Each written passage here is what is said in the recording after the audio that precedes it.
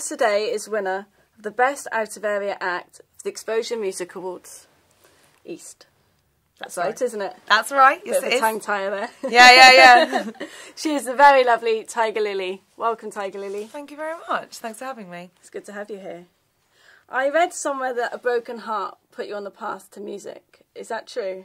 It is, yes. The professional path, yes. I'd been writing since I was 11, so quite a long time. Won't tell you how old I am. But so I initially started writing because I was bullied at school. You know, it's quite cliche, but it's true. I was very different. I actually got the name Tiger Lily because that was one of the names they called me, because I had very long, dark black hair in plaits, and I looked like the Native American character in Disney's Peter Pan. So it was actually like the bullying and the kind of troubled upbringing that I had that I started writing. But later on in life, I broke up with my fiancé at the time, and he'd bought me a guitar, and when he left I was very kind of distraught, and I decided, like, why not? I picked up the guitar and in my quiet time started watching YouTube, and I taught myself how to play guitar, and 4 months later I was out gigging, and 4 years later I've made a profession out of it. So that's awesome. That's kind of why the people that bullied you, they nicknamed you Tiger Lily. Yeah, and you kind of kept that. So yeah, well, I mean, it was because of them that I went home, and I'd go out to my bedroom and listen to Guns N' Roses and Nirvana and Bon Jovi. It gives you a rough idea of how old I am. And I used to just like sit there writing in my diary, and then because I had music on it, I just started putting melodies to some of like the words I was writing, and eventually that turned into poetry, and then from poetry to lyrics and so forth and so forth, and then later on in life started making songs from them. So that's a really good kick in the balls, isn't it? It is a good kick in the balls. Yeah, absolutely. Yeah, have some of that. Have some Tiger Lily in your face. Now, you've managed to captivate audiences across the UK with your live performances. What is it about performing live that you enjoy so much? It's the interaction with the audience. It's the, seeing them connect with you when you're singing, and, there's nothing better that, when you see someone's face and they're moved by your words, that, and the words that I'm singing are based on my personal experiences. So to have that feeling when you're performing live it's phenomenal. It's really like you have a room full of people, and so many of them will just say, I relate to what you sang about. And on the flip side as well, or on the other end of the spectrum of emotions, people having a good time. That's your music is making them dance or cry or happy, sad, whatever. You're moving people, and there's nothing better than seeing that right in front of you when you're performing. Do you enjoy being on tour, or do you miss the comforts of home? And luckily, when Ray and I, my manager, have gone on tour, the thing I miss the most, I sometimes miss, but not all the time, because she actually comes with me, is my dog Lily. So not only are you called Tiger Lily, your dog's called Lily. My dog's called Lily. Well, I got her from Battersea, because my other passion, other than music, is animals. And there was 2 little staff cross lurcher puppies, one called Pickles and one called Lily, at Battersea, London.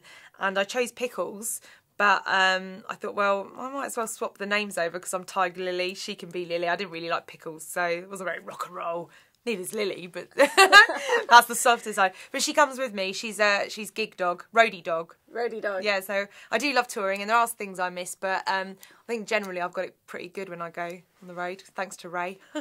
Do you have any favourite venues around London that you enjoy performing in? Yeah, definitely. My favourite is the Kensington Roof Gardens, which I'm performing at tonight for the 3rd time. It's just a stunning venue. Virgin. It's owned by Richard Branson, the Virgin Group, and there's fantastic sound, great atmosphere, and a lot of unsigned bands are being showcased there on a Friday night now. So that's it's a fantastic place to play, rather than your grotty little pubs where you're sticking to the floor and the cables are all a bit funny. So it's a high class venue, and I like that. Even though my music's rock, it's rock pop, it's still nice to play in a glitzy venue. So I'd say the Kensington Roof Gardens, and also the Hard Rock Cafe is lovely. So those are my 2 favourites. How many gigs do you do a month or a week? How many do you try and do? It varies. Sometimes it'll be like 10, 12 a month, and then other times it'll be 2 or 3. It depends on whether I'm pushing a single, or whether I'm on tour, or sometimes I'm not. In London, I'm across the UK doing various collaborations or whatever. So I'd say the most about 10 gigs a month, and then That's a lot. It is. You know, it is. And I mix it up. Hard work as well. It's hard work. It's hard work, but I love it. You know. When you look into the audience and you see the crowd singing and dancing to your music, what goes through your mind? I want this to be something that I do until I can't sing anymore, until I'm old and wrinkly, and yeah, I think this is I'm at home when I look at them. What goes through my mind is this is home. I'm really at ease, and this is where I want to be until I can't get any words out my mouth anymore. So yeah. You independently released your first album, Reflections. Why did you choose to release it independently? Several reasons. One, I'm not with a label, so you know, naturally that forces you into becoming an independent artist, and I prefer the term independent to unsigned because I still put the same amount of work in, but I just don't have a huge group of people, you know, doing the marketing, PR, the finance, everything. It's done by myself and my manager, Ray. And the album, you know, we get to keep, you know, the majority of the sales. So that's fantastic. The only downside is obviously that, you know, you have to work a lot harder to reach a wider audience. So thank God for the internet and the social media. But yeah, I guess you have a MySpace and a YouTube channel, and you I do network a lot on the internet. Yeah. It's either under Tiger Lily Official or Tiger Lily Music. So, but I'm on Twitter, LinkedIn, MySpace, YouTube. Find me all over the internet, which does help, you know, being an independent artist. But it does seem that so many musicians are making the choice to release their music, as you say, independently. Yeah. I think, you know, it's a good way of doing it. You've got control over what you put out, how much you put out, you know, what you're taking from it is predominantly yours. You know, a lot of bands, well, back in the day, would spend most of their years paying back the label for what was invested in them, and they see very little of their hard work. You know, to begin with, whereas with being an independent artist, it's the volume and the amount isn't as large, but you do get to see the fruition of your hard work a lot quicker, you know, straight away, in fact. It does seem that some bands that go on to sign, say with like Sony, their music becomes overproduced and over choreographed and kind of ruins the actual music itself. Yeah, it kind of like you don't become. You're not yourself anymore. You're somebody else. You're somebody kind of created by. Yeah, manufactured. Yeah. I mean, obviously, there's lots of reality TV shows that play a big part in that. And I mean, I have to say, I love watching them. It's entertainment factor for me. I just, you know, sit down, have a cup of tea with my husband and my dog, and we watch it, and it's great. But in terms of like the products that come out of it, and you know, they do have success, but how much of it is what they want to do or what the label wants to do, and who knows, but the point is, like you're saying, you end up becoming someone else, and a lot of the time when it's a grassroots artist, the fan base have been created by hearing the raw sound. And I know from, I won't mention the artist's name, but there was an artist that I followed that I really loved her raw sound. Then she got picked up by a big label. They completely changed her songs, overly produced them. She was acoustic. Overmade her up. Yeah, everything. And she put it out. I bought the album to support her, and then it flopped, and the label dropped her. And she's now gone back to being independent and probably releasing her new album. She'll do a lot better without the label because she's got the fan base. The fans want what they fell in love with to begin with. Yeah. They don't want a shiny, you know, pristine, overly produced album with a shiny pop star on the front. That's not why her fans followed her in the first place. Your songs are very touching, and it seems to bring a lot of your own personal experiences into your songs. Would you say? Yeah, no, it's true. Every single one of them I've written from personal experience, and you know, life in general inspires me. People we meet, relationships we get into, or I get into. So generally, I like to write with a purpose, and they're emotive songs, whether that's like you said, touching, in a kind of like melancholy way, or whether that's like get up and dance and make a statement, like with my song Here I Am, and Affair. That's a bit of a naughty, rocky one. But yeah, people like it. They like real things, you know. What do you think about the current state of the music industry? I'm not overly positive on it. I think you've kind of got your one-hit wonders and your music for kids and that kind of side. Right. And there's there's nothing from the classic side of music, like the David Bowies or, you know, the Michael Jacksons. It seems to be really missing in today's music. Well, do you know what? I've heard a rumour, and I hope it's a true rumour. It's, you know, there's a buzz going around that actually glam rock's going to be the next big thing. So I'm quite interested to see if that's going to come to fruition. But to answer your question, my thoughts on the music industry. I mean, like you said, I'm an independent artist, so I don't kind of get too caught up in that side of it. But you are right. There is, you know, the one-hit wonders, the ones that come out of the reality TV shows, and they are targeted towards the kids that will download on their iTunes, you know, their iPods and digital media. And there is that gap where people who aren't of the generation of iPods, iTunes, etc., want to still buy a physical CD, and they want like that class of musician that they can go to the live shows, they can have that connection with them. And, you know, the physical product is something that people ask me, how come you still press your CDs, you know, when everything's digital? And I said, well, you're cutting out a whole whole demographic of people under the age of, I don't want to say certain age, but you know, that those that want to buy a CD, I think that's really important to still sell CDs, and I don't think it's gone. I don't think the era is gone. Went to a radio plugger with a friend's band, and I said, what do you think of this? Would you put it on the radio? And I was told, no, it's not music for kids. But then they're deciding what the kid's listening to by playing it on the radio. That's very true, you know, and I'd have to say that my music actually, my fan base ranges from like toddlers to, you know, pensioners. So I've really got that wide demographic, and I think it is because I try and not keep everything online, but that's why I gig so much, so I can reach those people that don't search for music on the internet or aren't spoon-fed it from the radio. You know, that one-on-one connection, which is so important, because without your fans you might as well sing in your bedroom. What do you feel about the manufactured bands in the charts? Does it make you bitter or angry? Or... No, not really. You know, it's a bit like, you know, what kind of films do you like? You know, there's something for everyone. You know, pick and mix. I don't feel bitter at all, because I think, you know, good for them if they're making a living out of it. I don't personally want to be a one-hit wonder. I would rather keep doing what I'm doing and continue making music than someone knowing me for a Christmas jingle that I wrote in 19 wherever or 2000 or whatever, and then no one hears from me again. So no bitterness, no. I think I'm a bit indifferent, really. I just, you know, think live and let live. Simon Cowell seems to have a complete monopoly over the charts at the moment, though, doesn't he? Oh, does he? Do you know what? I think I read somewhere that he owns most of Sony. That's probably true, I think, yeah. I don't really know too much about... I mean, one of my friends, a good friend of mine, is one of the lawyers at Sony, and, you know, I'd love to sit down and pick his brain, although being a lawyer, he probably wouldn't tell me as much. But, you know the ins and outs of... Have you signed an affidavit? Yeah. Do you know what, I have to be honest, and I really wouldn't know how to respond to that, because I don't know enough about it to go into an in-depth kind of... Do you feel that, as an independent artist, he is to blame for killing talent, such as yourself, that's coming up?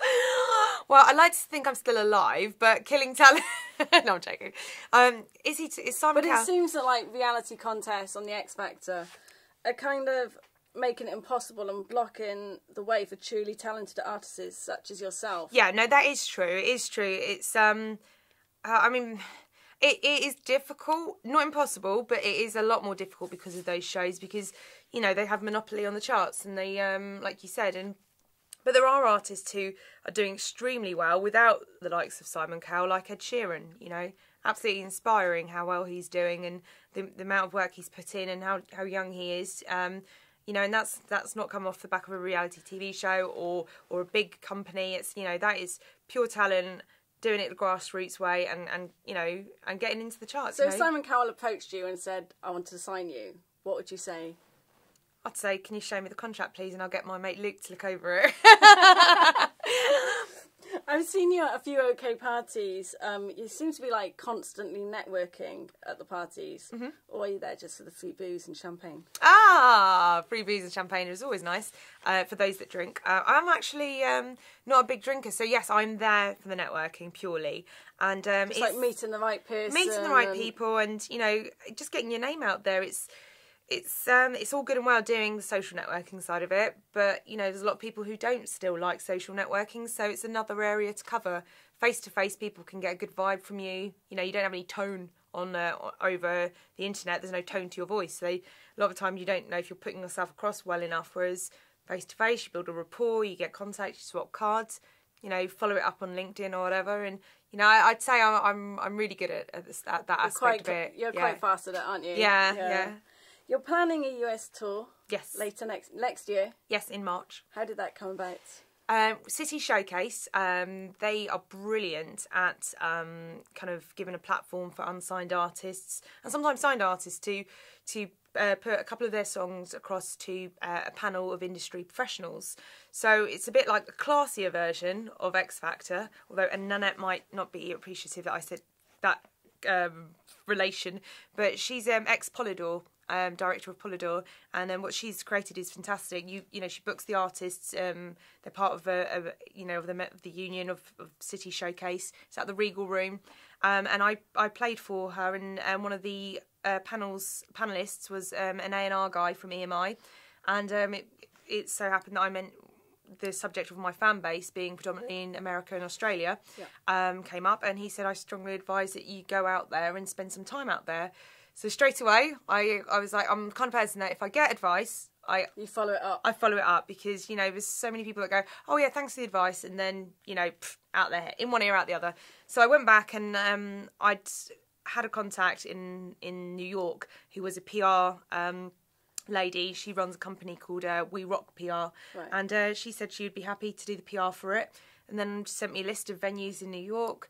I started contacting them. I've had 4 come back so far. So how long are you going to tour out there for? I can't say so much that it's a tour of the whole. Obviously, it'd take a long time to tour the entire United States. But I'm going to cover as much as I can, starting off in New York and going to Florida and other places for a month. And then I'll use that as my base feeler to make the contacts, network, do some small acoustic shows, and then see from there where I can go for a bigger one, maybe with my band. It really seems like you're making every effort to go out there and really have your music heard. Yeah, I am. Are you enjoying it? I love it. Is it hard work?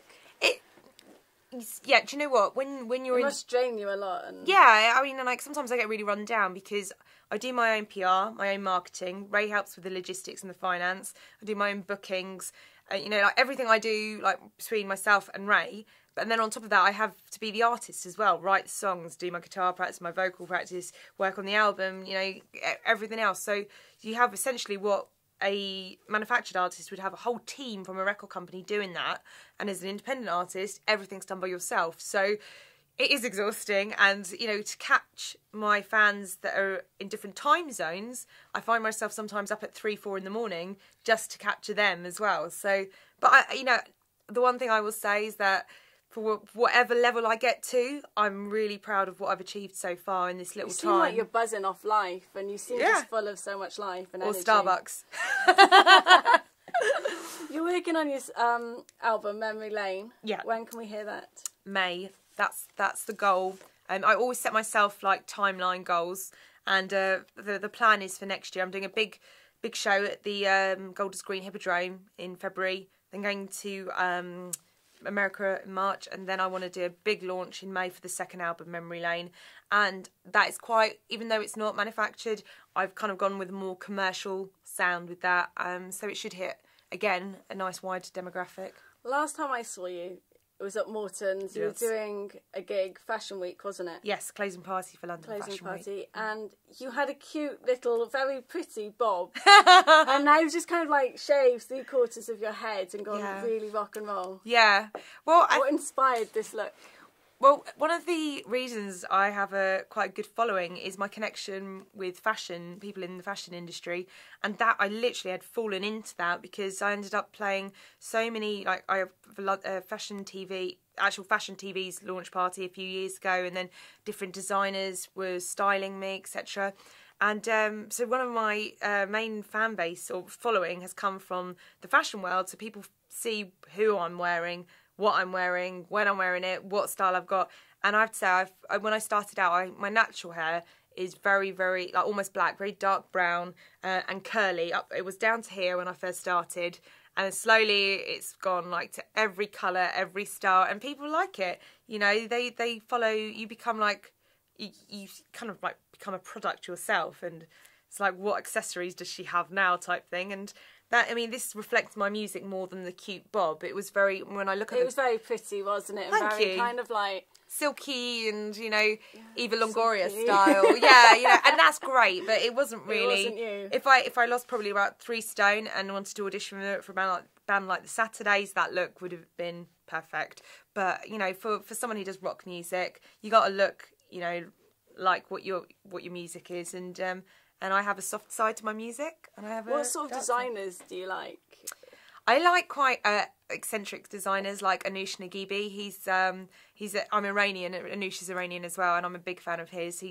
He just pushes boundaries, and he almost engineers his costume, his attire. It's all very like he engineers the pieces. They're quite out there, a bit Vivienne Westwood-esque, but I only like Vivienne Westwood. Yeah. She's Vivienne Westwood is on another level, isn't she?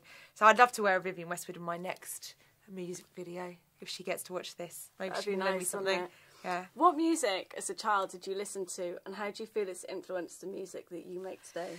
The first record I ever bought actually was Kylie and Jason, especially for you. And that didn't actually affect my music, thank goodness, although Kylie is very cool for what she does. And then moving on from there, I kind of went straight into Alanis Morissette, Guns N' Roses, Nirvana, Bon Jovi, and I started. Sorry, the cooler side. The cooler side, yeah, definitely. You know, when I was at school, my friends were into Take That. And I was very much into my my rock bands, and that influenced me massively, and it still influences me now, because as much as like the music we hear today is quite electronic, I'm still drawn to, you know, that live sound, that live rock band. Kind of like raw and... Yeah, raw and edgy. And someone mentioned that my first album sounds like it was almost a live recording. You know, it's not perfect. It's not squeaky, pristine production. It's, you know, a lot of time and effort went into it, but it's that raw sound that I love, you know. Would you ever kind of like do a show like Kylie Minogue did, and she's got all the dancers and... the flames on the stage, or does that kind of distract from your music? No, not at all. That, you know, I see that as the next level, and that's something I discussed with Ray actually. That, you know, I've done a lot of I did 2 acoustic UK tours. I've done a lot of shows. I've now got this fantastic band that are launching tonight at Kensington Roof Gardens, and the next stage for me next year will be concerts. You know, Wembley Arenas, you know, O2s, etc., Brixton Academy. But no, yeah, you're right. The dancers, the fireworks, the feathers, the everything, that whole stage production is in line with my background anyway, because I actually trained to do musical theatre. So, and I used to have a theatre company. So, you know, the whole dance aspect, I can dance, I can do everything, you know, I can do everything, jazz hands. I love that, you know, it adds to the whole atmosphere. And even if next year I said, right, when I come back, if I just do one show, but it's going to be the biggest concert, and I'm going to just put all bells, whistles, lighting, dancers, everything, then, you know, I'd rather do that than loads of little ones to take it to the next level. You know, people want to see progression. If you could support any artist, who would it be? Ooh, Pink. Yeah, definitely. Really? I think I'd be a great support act for Pink. Yeah, she's rock kind pop. of rock and roll. Yeah, she's rock and roll, cool, isn't she? Yeah, actually, she was my inspiration for doing the What's Up cover tonight. We're opening the set with the Four Non Blondes. What's Up? And in one of her live tours, she does a great version of it. So yeah, she was one of my inspirations, definitely. Tig Lilly, it's been an absolute pleasure having you here today. I'm loving your new look. It's Thank you. Absolutely gorgeous. Thank you. Kensington Roof Gardens next up. Yeah, absolutely. Yeah. I'll see you there. Taxi! That was brilliant. Taxi! Taxi! We're going. Is that cool? That was a great interview.